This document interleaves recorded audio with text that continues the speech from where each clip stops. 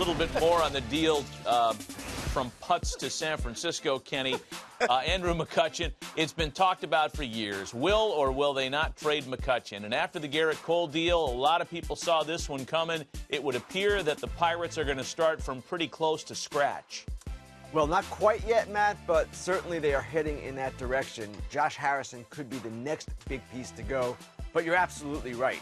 Garrett Cole and Andrew McCutchen traded for 6 players in a matter of a couple of days, and it's a dramatic upheaval for a franchise that from 2013 to 15 was one of the most successful in Major League Baseball.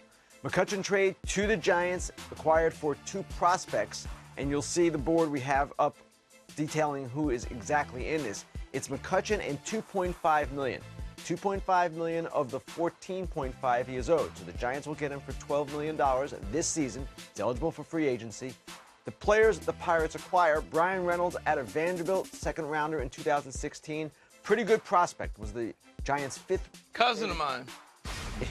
Was the Giants' 5th rated prospect. You see him right there. And then Kyle Crick, who this was a is first a rounder. high-end all-star pitcher. No, he's not. He was a first rounder in 2011, Harold, and he's had control problems in the minor leagues, but last year as a reliever, they finally turned him into a reliever. He had some success, reached the big leagues for the first time. So that's who's coming back to Pittsburgh in addition to the 4 players they acquired for Garrett Cole. And you can understand why in Pittsburgh right now there is an awful lot of frustration with what is going on with the Pirates. This day was coming, and the Pirates management will tell you that they had to do this, in their opinion, because McCutchen had only 1 year left of control, Garrett Cole too. At the same time, a Pittsburgh native described McCutchen yesterday to me as the 2nd most popular athlete in the city behind Sidney Crosby. He is a beloved Pirate, someone who made a great impact with the franchise, meant a lot to the franchise, carried himself with class and dignity throughout his career in Pittsburgh, and of course, performed at a high level and was in the National League MVP. This is a guy who now goes to San Francisco, who responded to his poor 2016 or subpar 2016 with a pretty big 2017. It's likely the Giants will play him in a corner because they're still trying to acquire a center fielder, whether it's Lorenzo Cain as a big free agent or a lesser free agent, perhaps John Jay, Dyson and Austin Jackson, Cameron Maben, that group. It could be any of those, could be Cain, could be a trade. We don't know just yet, but it's likely McCutchen will end up in a corner. You see the bounce back last year. He's not really a center fielder anymore if you go by the advanced metrics, but that's okay. He should be quite a productive offensive player for the Giants. And what's interesting from the Giants' perspective as well, you see his center field numbers in the past couple of years. Here's a team that already added 1 face of a franchise in Evan Longoria. Now they get another face of a franchise in Andrew McCutchen. It is an older club for sure. It's a club with a lot of contractual obligations for sure, but the Giants at this moment still are under the luxury tax threshold for 2018. They still need to add one of those outfielders we talked about and perhaps a back-end starting pitcher as well. They're not done. They're going to have an interesting team in 2018. The question beyond that will be, okay, what happens in the future? Do they become what the Philadelphia Phillies eventually became, what the Detroit Tigers eventually became, and finally kind of collapse from within? That could happen, but the Giants this year are going for it. And quite frankly, guys, it's a bit refreshing in an era when we've seen so many teams not going for it to see this team say, you know what? We won 64 games last year. We've got a strong fan base. We're not settling for a retrenching. We want to win. All right, Ken. All right, give me your thoughts on this, Harold, because I have mine. I want to hear your take on this, because it was a nice, neat bow put on the whole thing by Ken. Yeah, Ken did an amazing job. We let him talk all the way through it, too. How do you like that, Rosenthal? That was good. You know what? The big question is for my friend Tim Engelke, the winningest high school baseball coach in the state of Ohio. He's 76 years old. He's a Pirate lifetime fan. Back to the Sporting News days, Matt. He put stars on his high school team like Willie Stargell. He's sitting here going, this is my legacy guy. This is, as you said, Ken, one of the most popular players in Pirate history. So today, he's sitting here going, they traded McCutchen?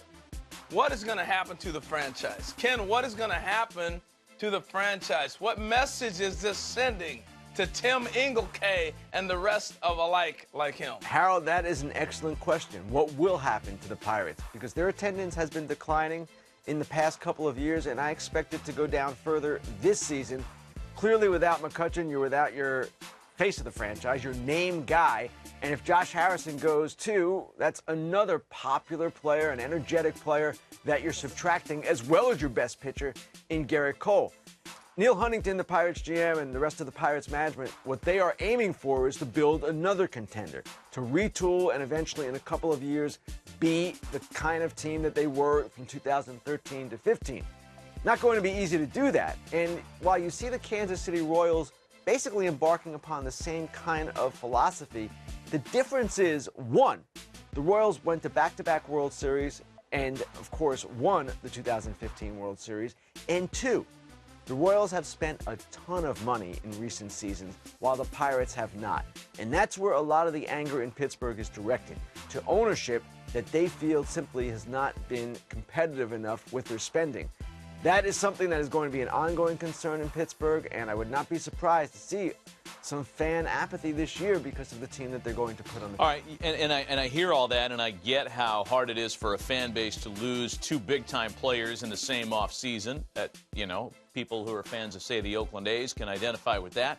However, the Pirates are saying this: we didn't have enough around these two marquee players to be able to win a World Series title with this group. True. So they've made the hard decision, and they're taking two made men, two big-time players, and moving them elsewhere for younger players to try to do it all at the same time over again, a la the Houston Astros. I know it gets kind of tiresome to hear that comparison put out there all the time. So as much as we all applaud the Giants for pushing all their chips in, something that very few teams coming off a 68-loss season would ever be willing to do, I applaud the Pirates for making tough decisions and starting over again. Look, Cole's a very good starting pitcher. McCutchen is a great player. By the way, the defensive analytics for McCutchen need to be put out there with the disclaimer that the Pirates wanted him in shallow, and he wasn't comfortable with where they were positioning him. This is all front office stuff as far as I'm concerned. After all the Babylon with a PED suspended player coming back, and then the Pirates kind of going back sheepishly to McCutchen and saying, hey, Andrew, remember how we said you weren't that good in center? We're really sorry about that. The guy we just paid a bunch of money to just had a PED pop. Can you go play center for us? He said, I can do it, but I'll do it the way I want to do it. I'm going to play 3 steps back like I should have been all along. And his defensive metrics were better after he came back to center field the second time last year. So that having been said, I like what the Pirates have done. It's wildly unpopular. I understand that, but they've made a very tough decision to try to get better in the long term. Matt, from a baseball perspective, I don't know that you can argue with what the Pirates are doing. The problem that they're having from a public perception standpoint is that it's all playing out against the backdrop of an ownership that, in the view of fans, has not spent enough. And this is the latest example of that, again, in the view of many of their fans.